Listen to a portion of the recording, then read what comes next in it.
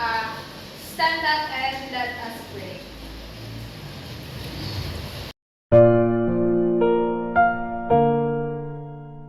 Please bow your heads and let us pray. Angel of God, my guardian dear, to whom God's love commits me here, ever this day be at my side, to light and guard, to rule and guide. Amen. So, good afternoon, children.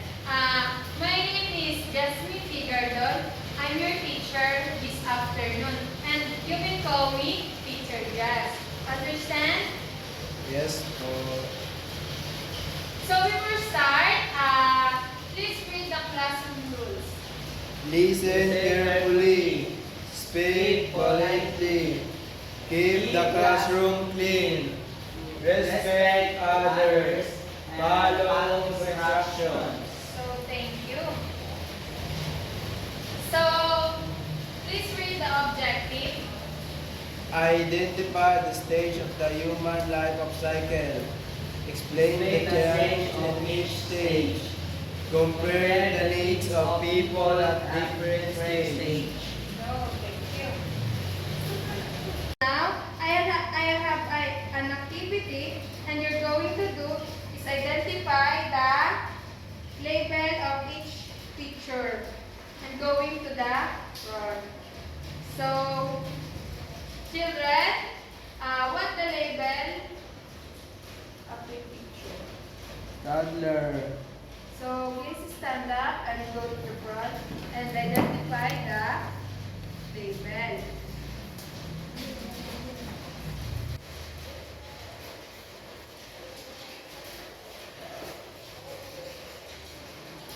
So, next, the picture wants to answer what the label.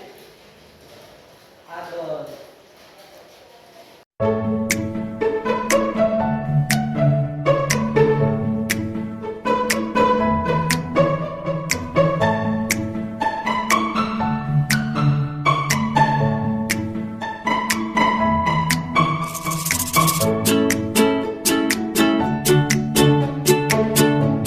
Class, thank you.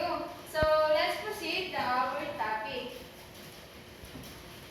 Before continue our discussion, I will introduce myself. My name is Jericho Emprese, but you can call me Teacher Jack. So our topic is human life cycle. So introduction, please read everyone.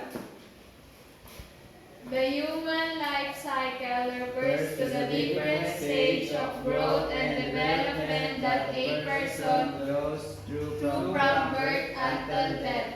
Each stage has its own physical, emotional, and social changes. Understanding the human life cycle helps us now how humans grow, mature and age over time.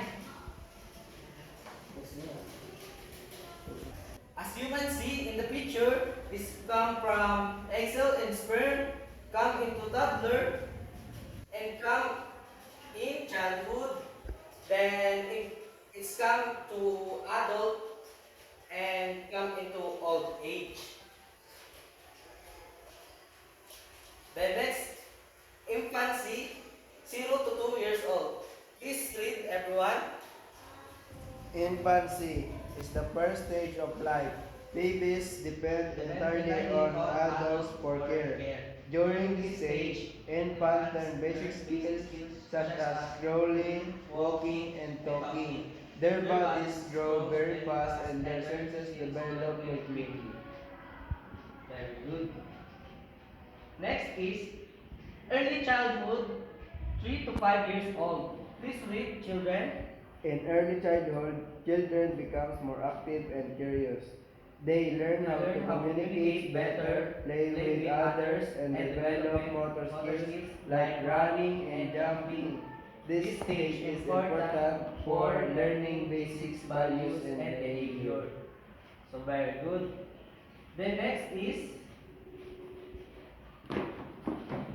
middle childhood, 6 to 11 years old. Please read, children. During this stage, Children start attending schools and gaining knowledge and skills. They become more independent and responsible. Physical growth continues and social skills improve through friendship and teamwork. So, very good. Next is, so, adolescents 12 to 18 years old. So, please read, children. Adolescence in the stage where puberty occurs. Teenager experience rapid physical change such as growth, sparks, and voice changes. Emotional and mental development also happens, and individuals start forming their identity and making important decisions. So, very good. Next is early adulthood, 19 to 40 years old. So, please read, everyone. Early adulthood is a stage of independence.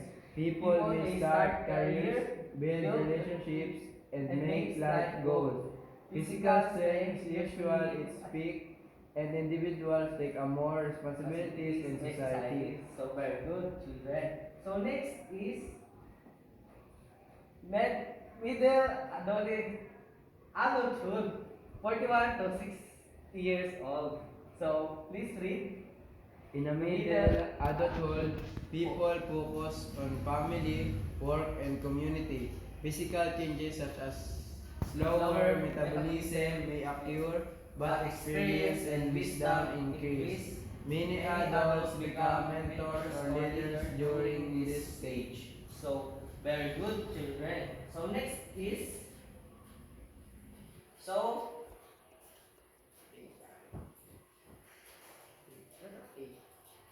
eight adulthood, 61 years old and above. So, please read, children. Late adulthood is old age. Physical strength may decrease, but life experience and wisdom are valued. Older adults may retire and spend more time with family. Good healthcare and support are important during this stage. So, very good, children. So, in the human cycle, how many stages there in the human cycle? 6. Very good, children. Thank you, class, for cooperation, and that's